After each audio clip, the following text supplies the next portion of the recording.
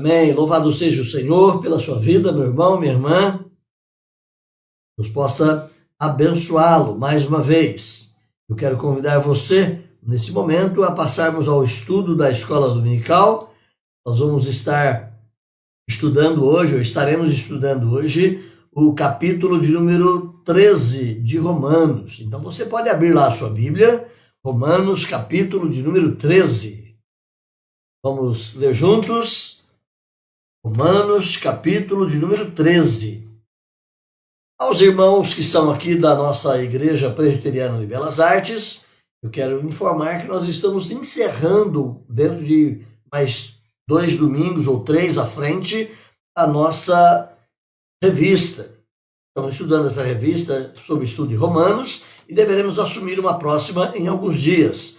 Então, havendo interesse da parte dos irmãos em adquirir a nova revista, do mesmo modelo e do mesmo valor que foi esta passada, os irmãos podem começar a fazer contato com o seu pastor ou com a sua superintendente, ok? Nós vamos, nesse momento, ler o capítulo 13 de Romanos. Vamos partir para o nosso tempo de estudo bíblico, na esperança e no desejo de que Deus nos abençoe nesta hora, ok? Lembro você mais uma vez, você está na escola dominical. Esqueça que você está na sua casa, esqueça que tem geladeira, esqueça que você pode se envolver com outros afazeres. Lembre que você separou esse tempo para a escola dominical e é um tempo de fato de estudarmos juntos a palavra do nosso Deus, ok? Vamos lá? Romanos capítulo 13, Paulo diz assim: todo homem esteja sujeito às autoridades superiores, porque não há autoridade que não proceda de Deus, e as autoridades que existem foram por ele instituídas, de modo que aquele que se opõe à autoridade resiste à ordenação de Deus, e os que resistem trarão sobre si mesmos condenação, porque os magistrados não são para temor quando se faz o bem, e sim quando se faz o mal. Queres tu não temer a autoridade? Faz o bem, terás louvor dela, visto que a autoridade é ministro de Deus para o teu bem. Entretanto, se fizeres o mal, teme, porque não é sem motivo que ela traz a espada, pois é ministro de Deus, vingador, para castigar os que praticam o mal. É necessário que eles sejais sujeitos, e não somente por causa do temor da punição, mas também por dever da consciência.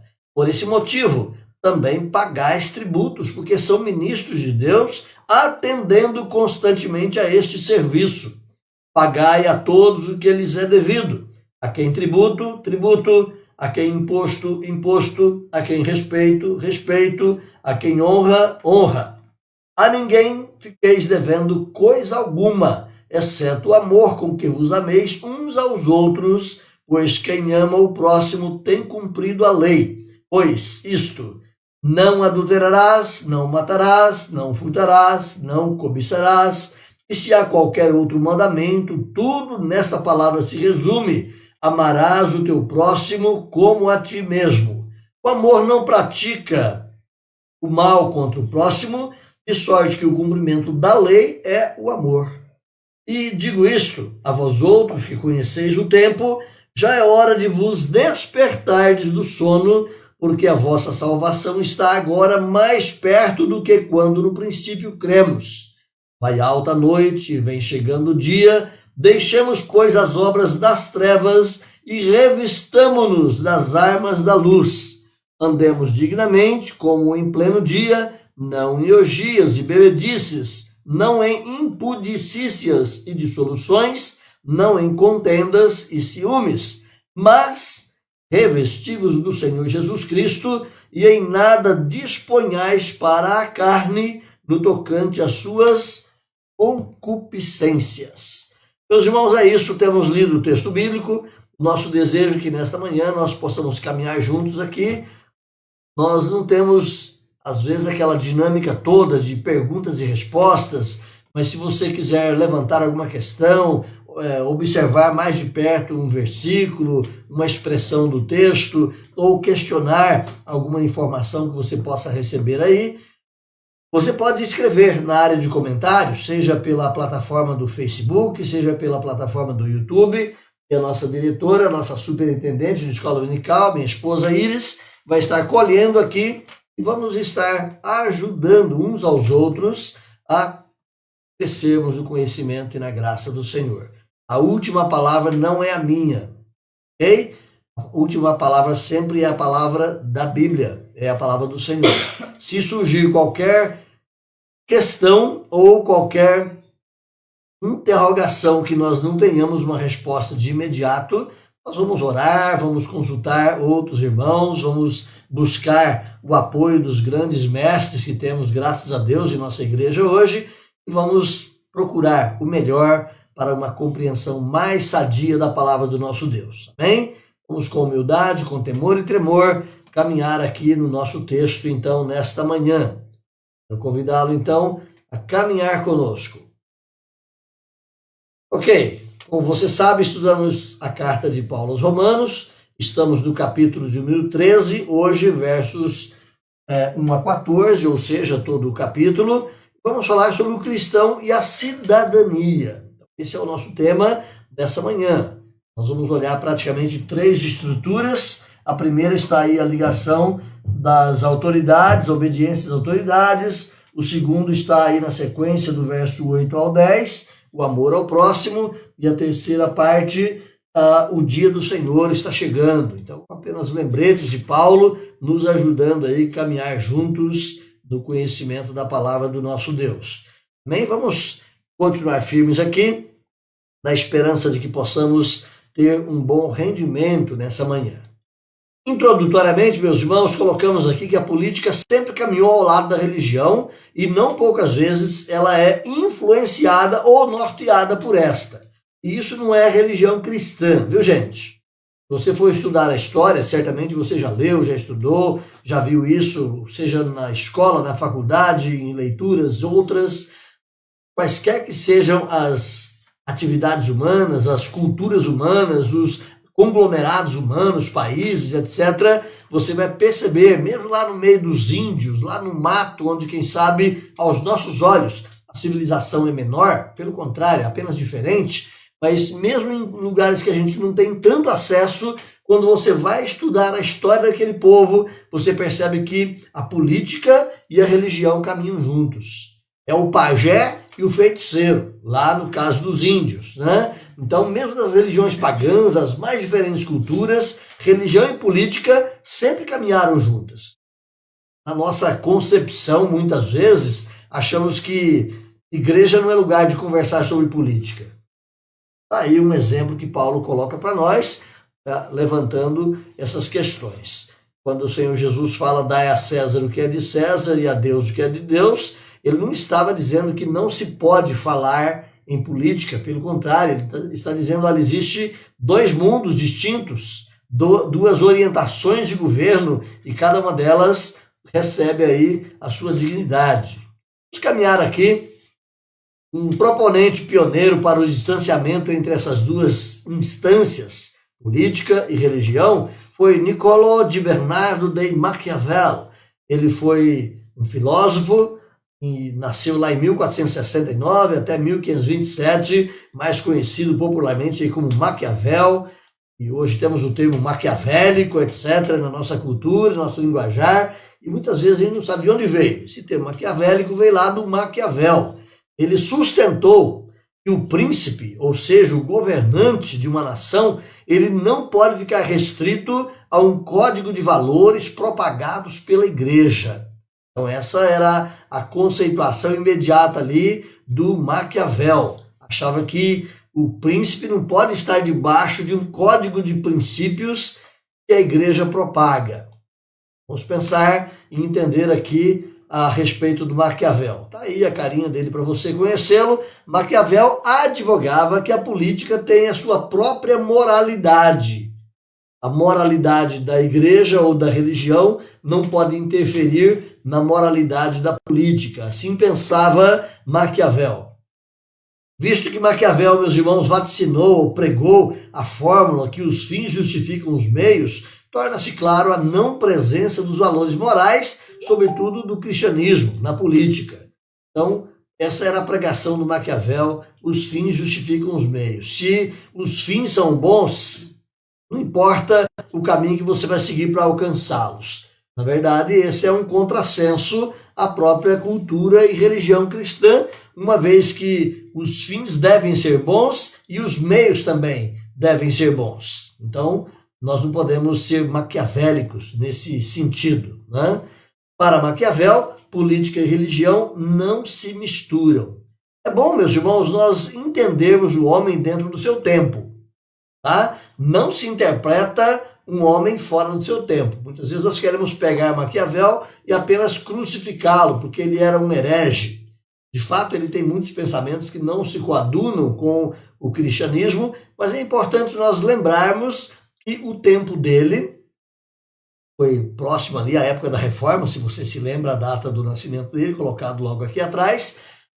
Aquela época era uma época em que a igreja dominante do período tinha poder absoluto, inclusive sobre reis e governantes. Não havia uma liberdade do poder civil em administrar conforme a sua realidade, conforme as suas condições, conforme a sua cultura, conforme o seu modelo de governo, mas a igreja era quem ditava as regras. Então essa revolta do Maquiavel, dizendo que não pode haver presença ou influência de um com o outro, tem a ver com aquele momento que era a sua existência. Então nós temos que entender Maquiavel dentro também desse contexto. Nós vamos caminhando aqui e queremos caminhar com você então na nossa estrutura de estudo bíblico aqui na Escola Dominical e lembrar, primeiramente, Paulo fala aqui sobre o cristão e as autoridades. Então, do versículo 1 até o versículo 7, no capítulo 13 de Romanos, estaremos compartilhando um pouquinho esse conceito, ok? Vamos lá? Você conhece algum tipo de corrupção usada por políticos para se ganhar uma eleição? Claro que não, né? No Brasil nós não temos isso. Verdade? Não existe corrupção política no Brasil, não existe corrupção eleitoral no Brasil, ficha limpa para todo mundo, não é mesmo? Nada. Nós sabemos que, infelizmente, para vergonha nossa, para vergonha do povo brasileiro, há muita corrupção, há muita sujeira quando se diz respeito a eleições, fraudes eleitorais, né? Nós sabemos que existe por aí, não há necessidade aqui de levantarmos ficha de ninguém, mas isso os meios de comunicação propalam aí constantemente a questão das fraudes, a urna, se ela é segura, se ela não é segura. Antigamente você trocava o seu voto por um par de botinas e etc, coisa parecida, uma cesta básica. Hoje, graças a Deus, os mecanismos, né, do processo eleitoral já vem filtrando um pouco mais essas questões, mas sabe-se que ainda existe muita corrupção dos políticos, infelizmente, para ganhar uma eleição. Na prática, em nossa sociedade, o voto vale pouco ou quase nada. Infelizmente, ainda acreditamos na força do voto, mas nós sabemos que na prática o nosso voto ele não tem lá essa força toda, não é? Você elege o indivíduo acreditando que vai ser uma bênção para a nação ou para a sua cidade, para o seu município, e de repente aquele indivíduo vai fazer totalmente contra aquilo que ele pregou no seu período de campanha. É complicado. Hoje em dia, falar em política, em voto, em eleição, nem sempre é tão confiável assim. Eu, particularmente, advogo que o voto deveria ser livre e não obrigatório. E político não deve receber dinheiro do governo para fazer a sua campanha. E o dinheiro do governo tem que sustentar justamente as necessidades básicas da nação e não programas bilionários eleitoreiros para favorecer os grupos majoritários. Mas não é aqui o momento dessa discussão, mas queremos apenas lembrar que existe sim toda uma situação complicada, complexa, uma situação difícil, muitas vezes, nós discutirmos acerca da questão política. A corrupção, meus irmãos, ela gera desestímulo para o eleitor sério. Você quer, de fato, eleger, escolher, ajudar a sua nação num bom caminho político, de repente você percebe que a corrupção está ali justamente e próximo àquela pessoa que você emprestou o seu voto, a sua confiança. Você já pensa, na próxima vez eu não vou votar em ninguém. Certamente eu já falei isso, você já deve ter falado também, mas é a nossa estrutura de escolha e é importante que nós participemos sim da escolha dos nossos líderes, sejam eles municipais, estaduais ou federais, mas é importante nós termos discernimento quanto a essas questões todas. Vamos olhar aqui, meus irmãos, a primeira coisa que Paulo nos ajuda a compreender aqui é que o governo civil é uma instituição de Deus. Não é apenas uma invenção do ser humano. Não é apenas uma estrutura que o homem criou aqui ou ali. A Bíblia diz aqui no versículo 1 do capítulo 13, logo de cara, que todo homem esteja sujeito às autoridades superiores. Por quê? Porque não há autoridade que não seja instituída por Deus. Toda autoridade nasce de um poder delegado, de um poder dado pelo próprio Senhor Deus. Isso em qualquer instância. Se você é líder na sua empresa, essa autoridade que você recebeu lá, você deve ter esse temor. Foi porque Deus te colocou naquele lugar. Especialmente você que é cristão, precisa ter essa compreensão. Se você é professor numa classe e tem alunos sob a sua autoridade, você precisa lembrar que é Deus que te colocou ali com uma finalidade de ser uma bênção, seja na área secular, seja na área espiritual, na vida daqueles seus alunos. Então, qualquer que seja o seu nível de autoridade, se você é pai, se você é mãe, é uma autoridade que Deus deu e você precisa vivê-la de modo apropriado. Então, a primeira coisa que nós temos a lembrar aqui é que o governo civil não é uma invenção do ser humano, mas é uma instituição do próprio Deus, ok? Então, essa é uma percepção que nós precisamos guardar. O Dr. John Stott, comentando o texto de Romanos capítulo 13, ele diz que Paulo inicia com uma ordem muito clara e de aplicação universal. Todos devem sujeitar-se às autoridades governamentais. Isso se o país é cristão ou não é cristão, essa é uma máxima. Está presente também, como diz Stott, em toda a humanidade. Universalmente, essa é uma máxima que se estabelece. Todos devem sujeitar-se às autoridades governamentais. Não importa o partido político, não importa a forma de governo estabelecida naquele país ou naquele lugar, todo cidadão precisa estar sujeito às autoridades governamentais. Essa é uma máxima e a Bíblia não a nega, pelo contrário. A razão para essa exigência é que a autoridade do Estado provém de Deus. Então, o cristão, mais ainda, precisa ter essa consciência. Eu preciso estar pronto a obedecer às leis do meu país, porque a autoridade, ela provém de Deus. Se você olha, mais uma vez, finalizando, não exatamente o estudo, mas esse primeiro conceito, lá no versículo 7, Paulo diz: pagai a todos o que é devido. A quem tributo, pague o tributo. A quem imposto, pague o imposto. A quem respeito, pague o respeito. A quem honra, pague a honra. Ou seja, retribua a cada um conforme o seu lugar. Então, essa é uma proposição do cristianismo. Nós devemos pagar nossos impostos. O Brasil tem uma carga tributária tremendamente alta e nós sofremos com tudo isso. Nós trabalhamos por volta de 3 meses a 3 meses e meio no ano para o governo. Ou seja, aquilo que nós ganhamos quase que durante 3 meses é a carga tributária que nós pagaríamos aí para viver durante o ano. Seja nos impostos prediais, sindicais, seja nos impostos de CPMF, seja nos impostos, imposto de renda, qualquer que seja o imposto que você paga já anuído ali ao produto que você compra, você está pagando uma carga tributária alta. Não tem como nós fugirmos disso.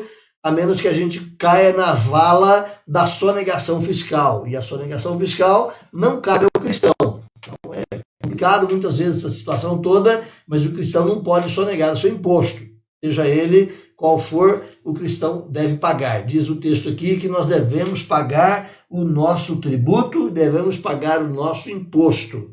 Obviamente que nós devemos trabalhar nas condições que podemos ter de influência, de envolvimento, para que essa questão seja amenizada, para que haja uma conformidade melhor, para que haja uma melhor distribuição de rendas e de subsídios em todo o país, de modo que haja mais igualdade. Mas é um processo lento e difícil. Então, nós estamos aí nas vias de reforma tributária. Aliás, essa é uma pauta que está sempre lá no Congresso e ela nunca se resolve, mas agora tem coisas novas aparecendo aí, né? Quem acompanha a política está vendo aí uma postura do governo no intuito de fazer aí uma reforma tributária. Esperamos que Deus nos dê sabedoria para esses homens e nos capacite, nos dê tempos melhores também nessa questão do tributo. Mas é importante lembrarmos que a autoridade vem de Deus e porque a autoridade vem de Deus, nós devemos ser submissos a ela.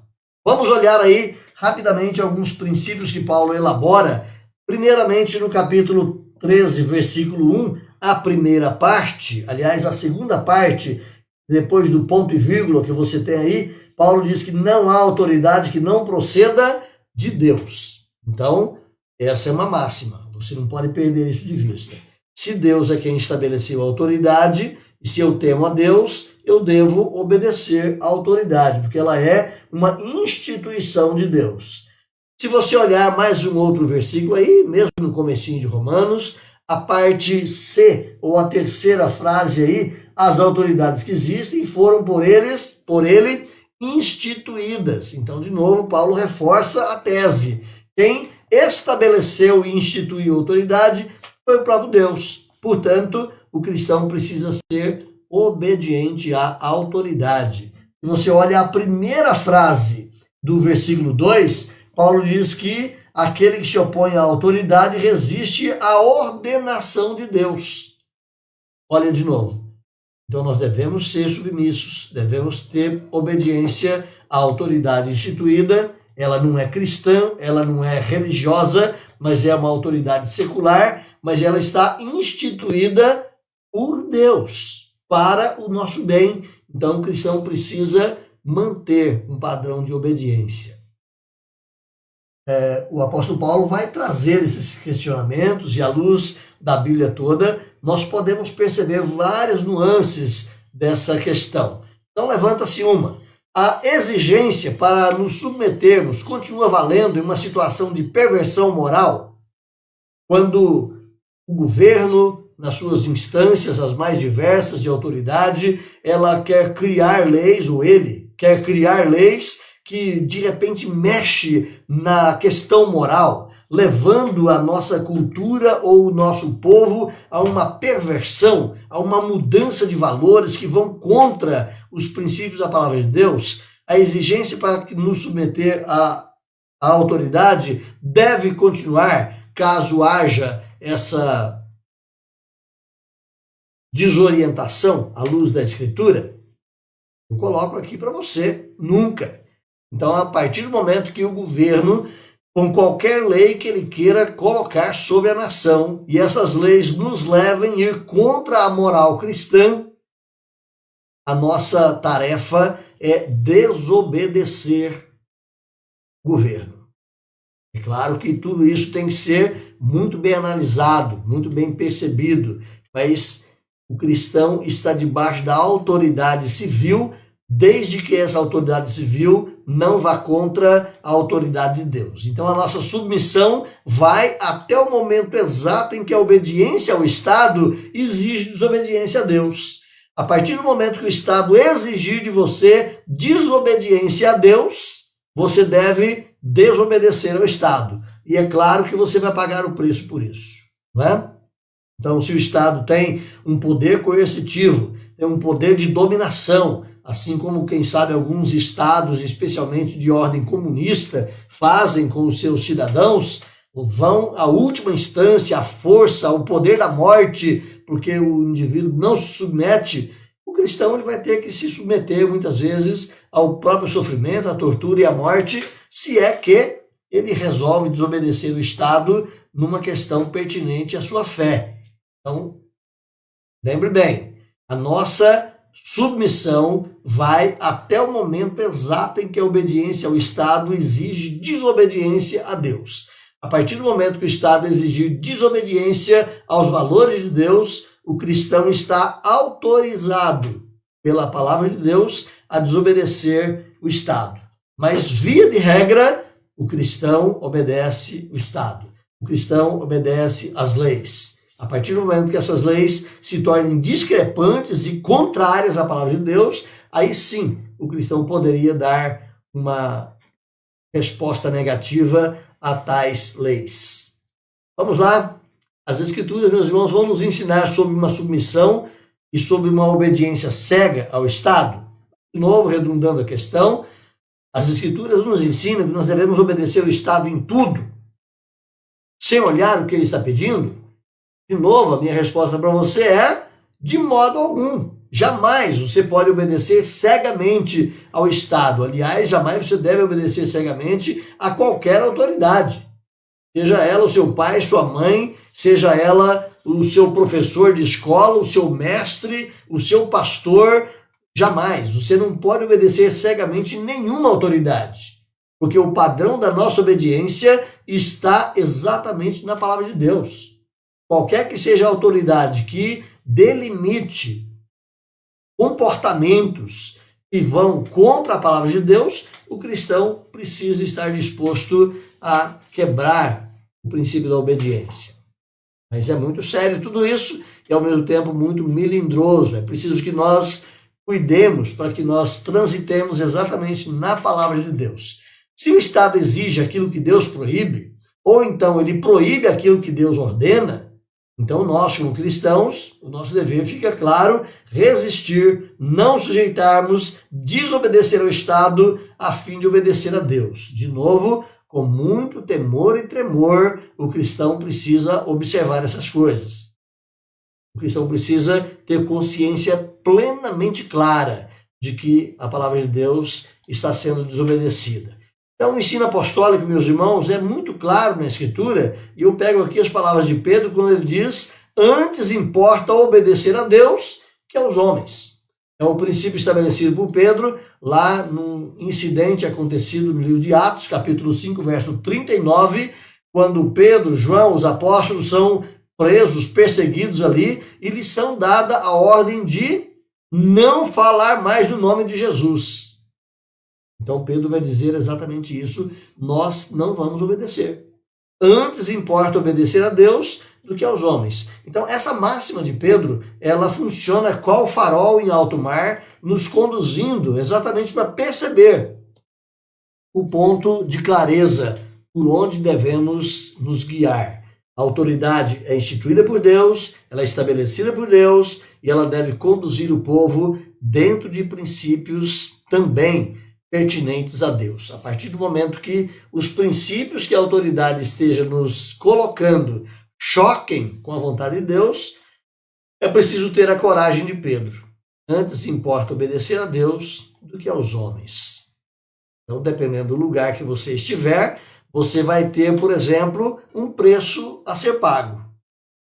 Você desobedecer à autoridade num país comunista porque você é cristão, talvez você vá preso, ou talvez você vá para a morte. Mas antes importa obedecer a Deus do que aos homens. Nós temos alguns exemplos interessantes na Escritura. Claro que nós pensamos aqui apenas 3, mas tem muitos exemplos interessantes da Escritura de uma desobediência ao Estado. E de uma desobediência proposital ao Estado. Não é aquela desobediência acidental, não. É a intenção de não obedecer porque o Estado estava indo contra os princípios de Deus. O primeiro exemplo está lá nas parteiras do Egito, se lembra? Foi dado ordem para que as parteiras, ao perceber que as mulheres hebreias estivessem no momento de dar à luz aos seus filhos, sendo o menino macho, homem, as parteiras deveriam matar essa criança. E as parteiras, temendo a Deus, elas não faziam isso. Elas desobedeceram a ordem do imperador da época. Não é? Então é um exemplo interessante, você pode depois ir lá para Êxodo capítulo 1 e 2, e você vai encontrar exatamente essa informação ali. Você tem um outro exemplo interessante, é Daniel, lá no seu tempo de oração a Deus. É uma história extremamente conhecida, salvo engano, capítulo 5 de Daniel, o capítulo 3 de Daniel, quando Daniel orava 3 vezes ao dia. Ele subia lá no seu quarto, no segundo pavimento da casa onde morava, abria a janela para o lado de Jerusalém e ali ele invocava o Senhor e gastava um tempo de oração, louvando, glorificando e pedindo a direção de Deus para a sua vida e para o seu povo. Ele fazia isso. Chegou o momento que os seus inimigos políticos conseguiram que um decreto fosse estabelecido que ninguém orasse para qualquer outro Deus a não ser para o imperador da Babilônia naquela época, Nabucodonosor.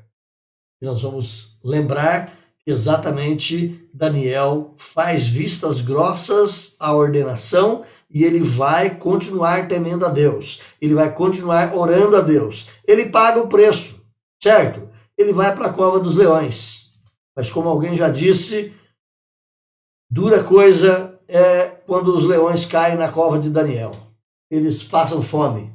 Né? Mas Daniel caiu na cova dos leões. Ele foi mandado para a cova dos leões. Ele passou o sufoco. Certamente Daniel poderia ter esposa, filhos, que ficaram também extremamente apreensivos, ou amigos extremamente apreensivos, porque Daniel quebrou a lei do Estado e Daniel seria duramente punido pela lei do próprio Estado. Você tem um outro exemplo interessante aí na história de Daniel mesmo, os seus 3 amigos, Sadraque, Mesaque e Abednego, quando eles negam a adorar a estátua do imperador. Você se lembra disso? Lá no capítulo 5 também de Daniel, quando Sadraque, Mesaque e Abednego, eles negam a adorar o imperador. E eles são jogados para dentro da fornalha acesa. Deus, pela sua misericórdia, meus irmãos, ele quis livrar ali a Daniel e quis livrar também os seus 3 amigos. Mas nem sempre, pela desobediência ao Estado, Deus vai livrar a sua vida. Nós podemos perceber isso, por exemplo, com muita clareza na época do finalzinho do 1º século da igreja cristã, quando os cristãos negavam obediência ao Estado, negavam adoração ao imperador romano e eles eram presos, eram torturados, eram mortos, eram jogados para as feras, para os leões, eram colocados para serem espancados por gladiadores. Eles morriam, pregados em cruzes, queimados em fogueiras, porque eles desobedeceram à autoridade civil, mas quiseram obedecer a Deus. Então você tem aí exemplos na Escritura onde Deus deu livramento e onde Deus não deu. Quem sabe o livramento que alguns até pensavam que poderiam ter, mas Deus garantiu a eles a vida eterna. Isso é o mais importante. Né? Então, só para lembrar, se o Estado exige aquilo que Deus proíbe, ou se o Estado proíbe aquilo que Deus exige, é preciso ter cuidado. É preciso analisar a Escritura e é preciso ter coragem para dizer não aos ditames errados do Estado, contrários à nossa fé. Segunda coisa que nós precisamos guardar e aprender aqui com o apóstolo Paulo é que existe uma missão para promover o bem. Ou seja, essa missão é dada às autoridades. É Deus que instituiu a autoridade e é Deus quem deu uma missão para as autoridades para que elas promovessem o bem. Elas não estão lá para fazer o que devem ou o que querem ao seu bel prazer. As autoridades não estão lá para buscar o seu enriquecimento ilícito. Elas não estão lá para delapidar o patrimônio público. Elas não estão lá para criar leis que favoreçam a elas mesmas. Elas não estão lá para dominar de qualquer forma a sua nação. Então, se você olha versículos 3 e 4, Paulo já começa com uma cláusula explicativa. Por quê? Não é? Então, dizia o meu pastor, reverendo Frederick Dinks, lá no IBEL, toda vez que você ver um porquê, vale a pena saber porquê. Então, é um joguinho de palavras que ele brincava conosco lá, mas é justamente isso. Paulo está agora dando uma explicação. Por que é que Deus instituiu as autoridades? Qual o propósito?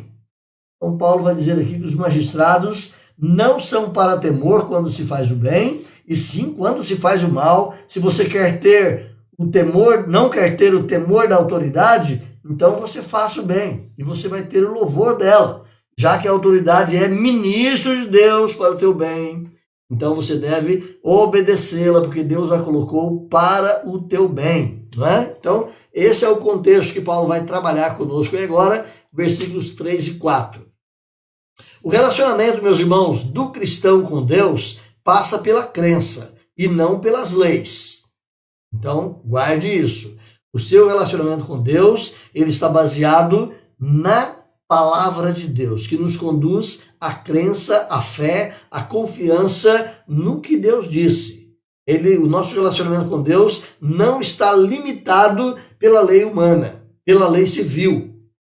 Se o nosso país ou o nosso município quiser estabelecer qualquer lei que cercie ou que coíba ou que limite o nosso direito de adorar a Deus, nós temos que pensar isso.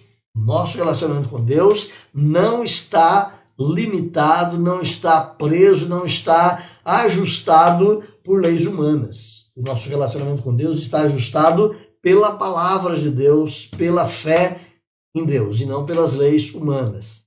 Embora nós devamos respeitar as leis humanas, mas é aquilo que nós já dissemos antes. Então, Paulo vai declarar aqui 3 vezes que a autoridade tem uma missão originada em Deus. Vamos lá? Observa aí mais uma vez. Romanos 13, a parte inicial do versículo 4, Paulo diz: visto que a autoridade é ministro de Deus para o teu bem. Ela é serva. A palavra que Paulo usa aqui é servo, diáconos. Essa é a palavrinha que ele vai usar ali. A autoridade é diácono, para servir você. Não é? Como é que é o diácono lá na sua igreja? Ele está pronto lá para servir a igreja, não é mesmo? O diácono é aquele que está lá, não só como o guarda na porta, mas ele é aquele que, se precisa de uma cadeira, porque alguém chegou, ele corre lá e socorre com a cadeira. Se precisa de um copo d'água, ele vai servir. Se precisa de... O diácono é o que serve. E Paulo diz aqui que a autoridade é diácono de Deus. Tá? Quando Paulo fala que ela é ministro, essa palavrinha, hoje no nosso conceito político, tem uma reverberação de grandeza, mas a palavra ministro aqui é servo, é o diácono. Então, lembre bem, é isso que Paulo está dizendo. Então, na primeira vez, Paulo fala que ela é diácono para o teu bem. Na segunda vez, ainda no versículo 4, a partezinha final, ela vai dizer que ela é servo de Deus, né?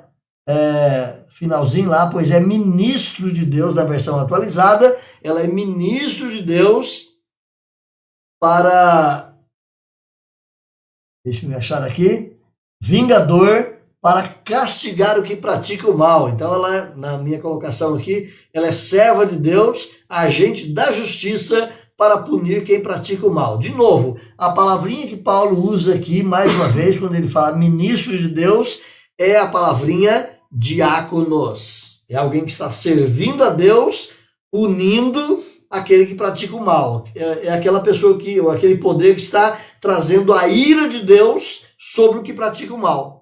A autoridade é Deus que deu. Então, a autoridade civil, ela é esse ministro, ela é esse diácono de Deus, trazendo a ira de Deus, a justiça de Deus sobre o que pratica o mal. Mas tem uma terceira palavrinha que Paulo vai usar aí, versículo 6, as autoridades estão a serviço de Deus. Olha só, no finalzinho do versículo, ele fala que eles são ministros de Deus e atendem constantemente a este serviço. Quando você vai para essa terceira palavra não é a palavra diácono, mas é a palavra leiturgos. Vamos falar dela em minutos. John Stott, ele vai dizer o seguinte, que tanto a autoridade como o ministério do Estado são concedidos por Deus. Então não perca isso de vista. É o que Paulo enfatiza no versículo 4 especialmente. São ministros de Deus. O ministério dado às autoridades é concedido por Deus, é um serviço que Deus estabelece para a autoridade. Paulo escreve sobre o ministério do Estado e ele menciona palavras que ele utilizou referente a esses ministérios da igreja. Olha só mais uma vez, quando ele usa aí a palavrinha diáconos, não é? Significa ministros ou servidores. Paulo trabalhou isso já tanto aos romanos quanto em outras cartas, ensinando que o diácono é o servo na igreja, aquele que serve a comunidade. E aqui Paulo usa a palavra diáconos justamente para dizer que a autoridade está ali para servir, não é para mandar, não é para estabelecer leis e ficar com um chicote na mão. Pelo contrário, a autoridade está ali para servir a sua comunidade. Infelizmente, perdemos de vista, ou os nossos políticos perderam de vista essa performance que a própria Bíblia nos dá. É importante você lembrar, meus irmãos, porque agora começa um novo pleito, as propagandas começam daqui a dias a serem irradiadas, televisionadas, internet e tudo mais, já estamos recebendo aí comunicados desse ou daquele, dizendo que são candidatos e tal, você já deve ter recebido algum, então começa-se a campanha política, e a partir de mais uns dias à frente a coisa vai ficar um pouco mais aberta, ainda não se sabe como que vai ser a questão ligada à pandemia, mas a campanha política está aí já em andamento. Você precisa lembrar e observar quem são as pessoas que você está pensando em votar. Eles são diáconos do povo? Eles realmente servem o povo? Ou eles querem apenas mandar no povo? Eles estão ali de fato para dar a sua vida pelo benefício do povo? Ou querem apenas tirar proveito e sugar o ganho do povo? Então, a primeira coisa que Paulo coloca aí é que ele vai usar palavrinhas referentes à vida da igreja para a autoridade. A autoridade é diácono. Ela tem que ser servidora. Então, a palavra ministro, tão bonita, empresta um valor de respeito, de grandeza, especialmente na nossa cultura brasileira, mas lembre que o significado real dela é aquele que serve. Paulo vai usar depois, como eu disse antes, ele usou 2 vezes a palavrinha diácono, ele vai usar depois a palavrinha leiturgoi. A palavrinha leiturgoi vem de liturgia, por exemplo, né? Ela dá para nós a palavra liturgia. E é um termo que significava sacerdote, ou ligado ao trabalho do sacerdote, mas que poderia ter uma conotação também de servidor público. Olha só, então lá no conceito da Grécia Antiga, o leiturgoi não é apenas o líder religioso que faz a liturgia, o serviço do culto, mas o leiturgoi também era o servidor público. Então é aquele que presta um serviço a Deus e ao seu povo, administrando e cuidando da vida pública. Então não podemos perder isso de vista quando a gente está aí iniciando, quem sabe, novas campanhas eleitorais, né? Terceira coisa que Paulo quer nos ensinar aqui, meus irmãos, é que existe uma aprovação da consciência cristã. Se você vai para os versículos 5 a 7, especialmente, Paulo vai dizer que, vou ler o texto, Paulo vai dizer que é necessário que estejais sujeitos, não somente por causa do temor da punição, mas também você deve estar sujeito por dever de consciência. Por esse motivo, então, pague tributo. Por esse motivo, então, é que eles são ministros de Deus, eles atendem constantemente a esse serviço de cuidar da população. Então, você deve pagar o seu tributo, a quem tributo, imposto, a quem imposto, e daí por diante. Mas Paulo vai dizer que nós devemos obedecer, porque existe também essa aprovação da consciência. O governo civil não pode e não deve criar nenhuma lei que exija ou proíba quaisquer doutrinas eclesiásticas e nem limitar a liberdade religiosa. Lembrando que nós estamos num país que ultimamente, especialmente, você tem ouvido falar muito, ele é um país laico, ele não se envolve na questão da religião, mas ele dá liberdade religiosa. Então, o país laico não é um país ateu. Um país laico não é um país que bane Deus da história do seu país, mas ele é apenas um país que não dita questões na religiosidade. E A religião não é a mestra do Estado, mas mesmo que haja uma parceria, um caminhar próximos, um não interfere na vida do outro. Então, a nossa Constituição Federal, se você for lê-la, no artigo 5º, inciso 6º, tem algo lá que diz assim: é inviolável a liberdade de consciência e de crença, sendo assegurado o livre exercício dos cultos religiosos e garantida, na forma da lei, a proteção aos locais de culto e às suas liturgias.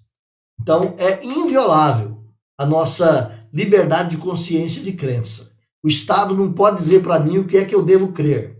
O Estado não pode dizer para mim o que é que eu devo aceitar ou não no âmbito da religião. A religião é livre. Cada pessoa crê conforme a sua consciência, o seu conhecimento religioso. Então, é assegurado pela nossa lei federal o livre exercício dos cultos religiosos e é garantido a proteção aos lugares de culto e às suas liturgias. Qualquer que seja o lugar de culto, ele não pode ser vilipendiado. Não importa, é um lugar de culto. Você não pode sair quebrando por aí lugares de cultos porque você não crê naquela forma. Pelo contrário, é o livre exercício da religião. Cada um exerce a religião que quer. Não é? Então nós não podemos de forma alguma afrontar, e muito menos o Estado pode afrontar qualquer religião, pode delimitar qualquer religião. Não é? Então a religião ela tem o livre exercício. Apenas se essa religião ela vem contra o bem público. Imagine que você tenha uma seita religiosa que parta para fazer sacrifícios humanos. Correto? Então o Estado tem o poder sim, porque a vida é bem maior. Então o Estado teria o poder de interferir naquela religião. Mesmo religiões que fazem sacrifícios de animais, hoje o Estado já estabelece leis com respeito a essa questão. Então a religião pura e sem mácula, e nós podemos ficar tranquilos quanto ao cristianismo, jamais o cristianismo vai fazer sacrifícios humanos ou sacrifícios de animais. Então, o Estado não pode interferir de forma alguma no quesito da religião. Eu quero levantar com você, antes de continuar rapidamente aqui, uma questão que está presente aí na nossa situação de pandemia. Porque você fala, pastor, mas o Estado ou o município, em alguma medida, ele está interferindo nas igrejas. Não deixa que a igreja se reúna, não deixa que a igreja tenha lá mais e mais pessoas reunidas e daí por diante, não é mesmo? Então você precisa coadunar ou ajustar essa questão das leis que o Estado ou o município estabelece, porque é a preservação da vida. É como se nós estivéssemos numa igreja onde o templo está com o telhado caindo. O município tem o direito, sim, de ir lá e proibir o culto naquele lugar, porque é um dano à vida, é um risco à vida. Então, o momento que nós estamos vivendo, a interferência que o Estado está dando, ela é plausível porque ela está em busca do bem maior que é a vida. Mas a partir do momento que esse Estado quiser obrigar qualquer que seja a igreja ou religião fora dos padrões da preservação da vida, interferindo na vida dessa ou daquela igreja ou daquele tipo de culto, o Estado está transigindo no erro. Então a repreensão e a punição do mal, só para voltar aqui ao nosso conteúdo bíblico, a punição e a repressão do mal, elas são conhecidas como responsabilidades primárias do Estado. De novo, qualquer que seja o tipo de governo, esse governo tem o poder de reprimir, tem o poder de punir, não é mesmo? Então Paulo vai dizer o seguinte aqui nos versículos 5 e 6. É necessário que lhes estejais sujeitos, não somente por temor da punição, olha só, a punição é dever do Estado, mas também por dever de consciência.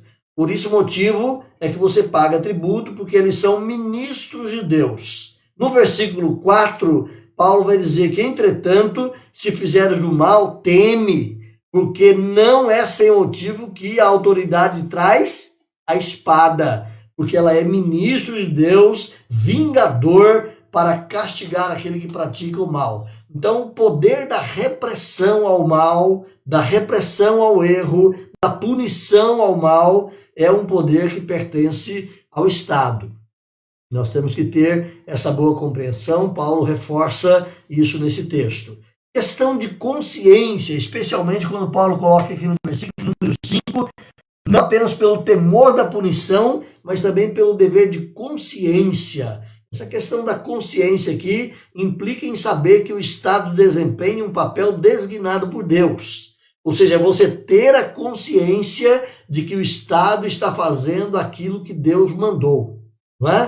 Então você deve temer ao Estado, obedecer ao Estado, não apenas por medo da punição, mas por dever de consciência. Ou seja, você tem a consciência de que o Estado é um estabelecimento divino, de que o Estado foi estabelecido por Deus, que a autoridade foi colocada por Deus. Então, nessa consciência, você obedece. Mas, de novo, existe aquela restrição da obediência cega. Cuidado com ela. O apóstolo nada diz, meus irmãos, quanto ao tipo de sanção ou de penalidades que se possa empregar, né? Ele pode ter pena de morte, pode prender, pode fazer isso ou aquilo. Paulo não entra nessa questão. Mas é importante lembrar que certamente o apóstolo Paulo endossaria aqui o princípio de que se use a mínima força necessária quando se trata de prender criminosos e levá-los à justiça. Não é porque o indivíduo é um bandido que ele tem que ser morto em primeiro momento, não é? Ou tem que ser preso às pancadas ao primeiro momento. Então a própria lei, a própria autoridade, seja ela policial ou qualquer que seja o poder executivo aí, ele tem que lembrar que ele precisa cuidar do indivíduo com respeito. Ele pode ser um bandido, mas ele precisa ser respeitado e não tratado a pauladas. Uma vez julgado e condenado, ele vai pagar, de acordo com a sanção estabelecida, ele vai pagar sim a penalidade que ele precisa e que ele merece. Mas é importante lembrar que Paulo não advoga e nunca advogou a pancadaria e a mortandade de qualquer jeito sobre qualquer tipo de pessoa. Pelo contrário. Vamos lá. Então, só para lembrar, meus irmãos, que Paulo escreve aqui que o juiz carrega a espada. Olha mais uma vez no versículo 4. Visto que a autoridade é ministro de Deus para o teu bem, entretanto, se fizeres o mal, teme, porque não é sem motivo que ela traz a espada. Não é? Então, Paulo diz que o juiz ou a autoridade traz a espada. Aí no versículo 4 você olha de novo essa expressão. A palavrinha espada, mahaira, a palavrinha mahaira é a espada, e ela já ocorreu outras vezes aqui na epístola, indicando a morte. Se você voltar lá para o capítulo 8, verso 35, pode fazer isso? É um capítulo belíssimo, nós já passamos por ele. 8:35 de Romanos diz assim: quem nos separará do amor de Cristo? Será tribulação, ou angústia, ou perseguição, ou fome, ou nudez, ou perigo, ou espada? Nesse conceito, na construção da argumentação de Paulo, aqui no capítulo 8, espada significa o poder da morte, não é? Então, nem isso vai nos separar do amor de Cristo. Pode vir a espada contra nós. Então, se Paulo usou espada lá no capítulo 8 e significava justamente o poder da morte, é importante lembrar que aqui também a palavra tem esse mesmo sentido. Então, como a palavra foi usada no sentido de execução, parece claro que Paulo está usando aqui também espada como um símbolo de punição capital. Ou seja, o Estado tem direito da morte sobre o malfeitor. Obviamente, como já dissemos, considerando todos os meandros da questão que está envolvida, o grau de culpabilidade, o tipo de sanção, de condenação, mas o Estado tem o poder da execução. E é bom lembrar que Paulo escreveu a carta num período onde o Império Romano exigia e praticava a pena de morte. Não estou aqui advogando no momento pena de morte, mas é importante lembrar disso. Paulo defendeu o conceito de que o Estado tem esse direito. A espada carregada pelos mais altos magistrados ou indo junto com eles ou adiante deles, levada por outros, simbolizava justamente o poder da vida e da morte que eles detinham em suas mãos. Você se lembra, até pouco tempo atrás, qualquer autoridade tinha, ou qualquer cidadão mesmo, né, tinha o direito de andar com a sua espada à cinta. Em outros lugares, o direito de andar com a arma na cinta. Até hoje, alguns estados americanos ainda têm total liberdade na questão da arma. Não estou aqui também defendendo isso ou não, né, mas lembrando que era o poder do Estado de ter a arma, era o poder do Estado de ter a espada, de usar o poder da morte sobre aqueles que fazem o mal. Tá? Então, só para lembrar que o Estado tem o poder da punição. Estamos aqui advogando essa punição máxima e severa, mas o Estado tem o poder da punição, sim. Tem que prender o indivíduo, tem que colocar na solitária, tem que tratá-lo com dignidade, com respeito, mas ele tem que pagar pelo que ele fez. Paulo está tratando, meus irmãos, é justamente disso aqui, porque quem resiste à autoridade, Paulo vai dizer, resiste à ordenação de Deus. E vai trazer sobre si condenação. Olha de novo o que Paulo fala no versículo 4.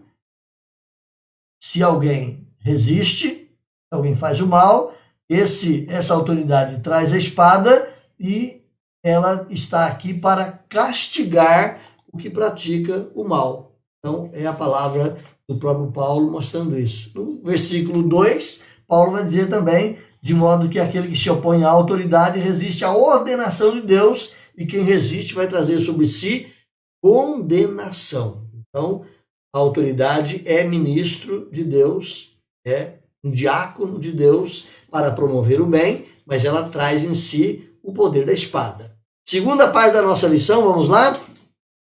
O cristão e o amor ao próximo. Então, esse é um assunto mais leve, mais tranquilo, mais gostoso, e o apóstolo Paulo vai nos ensinar do versículo 8 até o versículo número 10, que o melhor cumprimento da lei não é o medo da lei, não é o medo da punição, mas o melhor cumprimento da lei é o amor ao próximo. Agostinho, o grande Santo Agostinho do passado, ele dizia: aprenda a amar e faça o que quiser. Ou seja, se realmente cada um de nós aprendermos a vivenciar o amor, nós não vamos matar, não vamos roubar, não vamos danificar, não vamos prejudicar ninguém, mas o amor é o cumprimento da lei. Então, o versículo 8 desse capítulo 13 encerra e sintetiza em si esse conteúdo. O amor cumpre a lei. Os cristãos devem amar o próximo, partindo da premissa que, apesar de o ser humano ter caído no pecado, a imagem divina não desapareceu nele. Se você olhar o capítulo 9, versículo 6 de Gênesis, quando Deus fala com Noé para ele cuidar da vida humana, porque eles são imagem de Deus, Noé já estava bem depois da queda, inclusive olhando ali uma situação de tanta pecaminosidade, mas Deus resguarda com Noé que o ser humano é imagem de Deus. Em Tiago 3, versículo 9, o nosso irmão Tiago também vai dizer a mesma coisa. Nós temos que cuidar e amar uns aos outros, porque somos imagem de Deus. O seu próximo é imagem de Deus. Então o cristão precisa amar o próximo, partindo exatamente dessa premissa que cada um é imagem de Deus. Quando o cristão caiu, essa imagem de Deus ficou manchada, obliterada, de certa forma prejudicada, mas o indivíduo continua ainda refletindo, mesmo que defeituosamente, algumas expressões da imagem de Deus e, portanto, precisamos amar uns aos outros. O cristão, o amor cristão, na verdade, ele é singular e ele nos instiga, ele nos incita a amar a imagem e a semelhança de Deus. Então, o cristão precisa exercitar o amor independente de quem quer que seja. O Senhor Jesus vai dizer para você amar, inclusive e até mesmo os seus inimigos. Então, pode se a pessoa é cristã, se ela não é cristã, se ela é pagã, você deve amá-la, certo? Jesus amou o próximo em sua plenitude, transformando corpo, alma e mesmo comunidades inteiras. Onde Jesus passava, diz o texto, ele fazia o bem. Então, o cristão também deve amar o próximo, na plenitude do amor que ele recebe de Deus. Jesus transformou culturas, influenciou leis, ocupou espaços comunitários importantes. Ao longo da sua vida terrena, Jesus sempre promoveu o bem. O cristão não pode ser diferente. Jesus sempre cuidou do ser humano como um ser completo, olhando tanto para a parte emocional, física, espiritual, cuidando do indivíduo, e nós também precisamos também amar completamente o ser humano ou o nosso próximo. Paulo ensinou aqui, meus irmãos, o evangelho que transforma pessoas, que transforma governos, que transforma leis, que transforma culturas, e o cristianismo é esse poder maravilhoso sobre a terra. Onde quer que o cristianismo vá, ele leva progresso, ele leva transformação, ele leva mudança. Então, o cristianismo é um poder tremendo sobre a terra. O amor ao próximo coloca ética, honestidade, altruísmo nas relações humanas, e são virtudes capazes de gerar o progresso e gerar a paz. Então, é preciso que nós amemos e que nós ensinemos o amor ao próximo. Isso traz bem à humanidade. A ausência do amor ao próximo gera corrupção, gera ódio, gera egoísmo, gera tantas outras degenerações que bloqueiam o desenvolvimento e a prosperidade de uma nação. Então, quanto mais a sociedade aprender a amar e respeitar uns aos outros, mais possibilidade de uma vida boa, em paz, ordeira e próspera podemos ter. Né? Então, o amor ao próximo é o cumprimento da lei. Item 3 aqui da nossa revista nessa manhã. Então, o item 2 foi mais levinho, mais simples, né? O primeiro item foi um pouco mais pesado, sobre a autoridade, mas tão importante quanto. Item 3 fala sobre o cristão e a esperança escatológica. Então, como a gente viu até aqui, embora não tocando diretamente na questão da pecaminosidade, da corrupção que existe, mas os assuntos vieram à tona, nós vivemos num mundo tão complicado, irmãos. Vivemos num mundo que está desbarrancando, está esfacelando, está ruindo. Então, a esperança do cristão não é para essa vida. A esperança do cristão é na vida por vir. Então, a esperança escatológica diz respeito a esse novo mundo que nós teremos. Paulo, nos últimos versos aqui de Romanos 13, ele conclama todos os cristãos para despertarem do sono, porque a salvação está agora mais perto do que quando se tornaram crentes. Paulo chama os cristãos lá de Roma e diz isso: olha, a nossa salvação está mais perto do que quando nos convertemos. Então, acordem, fiquem preparados, fiquem prontos. Meus irmãos, nós também devemos vestir a mesma camisa de Paulo. Devemos estar prontos para o dia do Senhor. Paulo estimulou aqueles cristãos a estarem preparados para o dia do Senhor. Passaram-se 2000 anos, o Senhor não veio. Mas certamente aqueles que estavam preparados foram ao encontro do Senhor e tiveram a glória de estar no seu reino. Assim também, se o Senhor não vier nos nossos dias, estejamos preparados para estar com eles. Então, os crentes devem livrar-se das obras das trevas e devem se revestir das armas da luz. Quero que você leia para a gente aí, mais uma vez, versículos 11 a 14.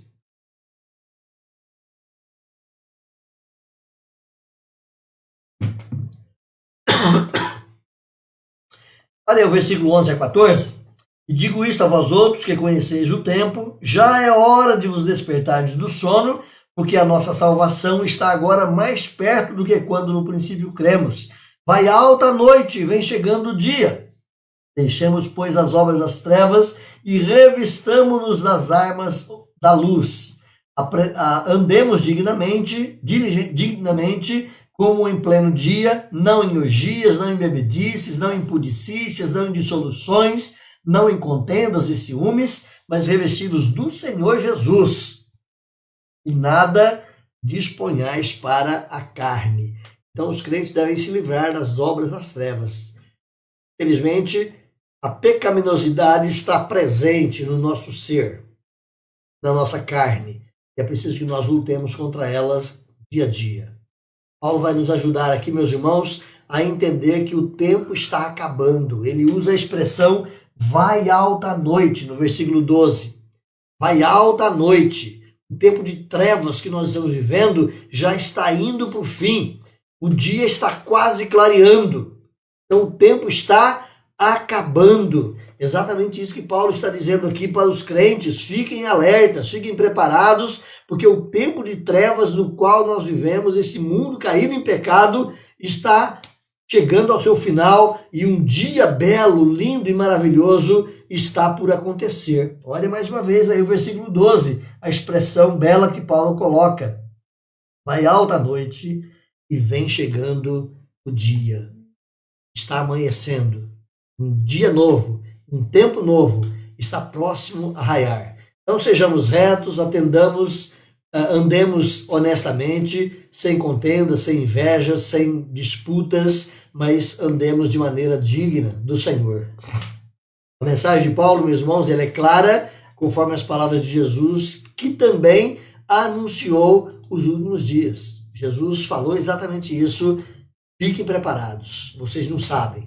O tempo agora é apenas um intervalo que Deus está dando para a humanidade ainda ouvir o Evangelho, ouvir a mensagem da salvação, mas como Paulo coloca aqui, o tempo está acabando. A noite está indo para o seu final. Um novo dia está prestes a raiar. Então o cristão precisa viver nessa dimensão. Vivemos aqui, meus irmãos, o tempo de esperarmos pela segunda vinda de Cristo com um espírito vigilante, com um sentido de urgência. Tudo tem que ser feito, a missão da igreja precisa ser vivenciada pelo indivíduo, pela igreja como organismo, porque o tempo está acabando. É um tempo de urgência. Temos que anunciar o evangelho, temos que buscar resgatar mais vidas possíveis, porque o tempo está acabando. Então é imperativo que se viva as tarefas da fé, da obediência, do amor, que devem envolver o dever integral de todos os cristãos. É preciso que nós realmente façamos o dever de casa, como cristãos individuais ou como igreja, propagando o evangelho, anunciando a salvação, porque a noite está acabando. A nossa esperança escatológica, ela está justamente em nos revestirmos do Senhor Jesus. É preciso não apenas saber que vai chegar o tempo do fim, mas que eu preciso estar vivendo uma vida harmônica com o nosso Deus, com o nosso Senhor Jesus Cristo. Nós somos chamados a viver à luz desse dia. Estamos ainda num período de trevas, mas olhando para o amanhecer que já está próximo e conduzir-nos no decorrer da noite como se o dia já estivesse amanhecendo. Então lembre disso, nós estamos na madrugada. Está próximo a raiar um novo dia. A noite já está por acabar. Ou esse mundo de trevas está por chegar ao seu fim. E nós estamos nos aproximando de um novo tempo, de um novo dia. De novo, o tempo está acabando. Nós somos chamados a desfrutar o já do reino inaugurado, na certeza de que em breve chegará aquilo que ainda não é a consumação do reino. Então, é um jogo de palavras aqui, do já e ainda não, usado muito aí na teologia, especialmente na escatologia. Nós já somos salvos, mas ainda não temos a plenitude da salvação. Nós já somos de Deus, mas ainda não desfrutamos a totalidade do seu reino. Nós já temos uma nova vida, mas ainda não possuímos a plenitude dessa vida. Então que Deus possa nos ajudar e que nós vivamos de fato nessa certeza de que o tempo está próximo. A noite está acabando. Termino aqui então a nossa reflexão dessa manhã. Digo para você que Romanos 13 começou com uma importante orientação sobre como nós podemos ser bons cidadãos, do versículo 1 ao versículo 7, e também como nos relacionar bem uns com os outros, versículo 8 ao 10, ensinando que nós devemos amar uns aos outros. E Paulo termina dizendo o porquê de agirmos assim. Porque o tempo está acabando. A volta do Senhor está muito próxima. Então, que nós cristãos, como cidadãos do reino de Deus, possamos influenciar para transformar esse reino dos filhos de Adão. Enquanto estivermos aqui, nós sejamos esses influentes para melhorar esse reino dos filhos de Adão. De uma raça caída, mas onde a graça de Deus se manifesta através das nossas vidas. Deus abençoe você, meu irmão, minha irmã. Eu quero convidar você para estar conosco no próximo domingo, estudando, continuando aqui o estudo da carta de Paulo aos Romanos, e no próximo domingo falaremos do capítulo 14, 1 até o 15, 13. Você pode marcar aí na sua Bíblia, do 14, 1 até o 15, 13, falaremos sobre a liberdade cristã. Paulo e a liberdade cristã. Você está convidado a estar conosco no próximo domingo. Venha participar, será com certeza uma bênção ter você aqui. Amém? Se Deus permitir, não falte. Eu estarei com vocês também, se Deus permitir. Até lá.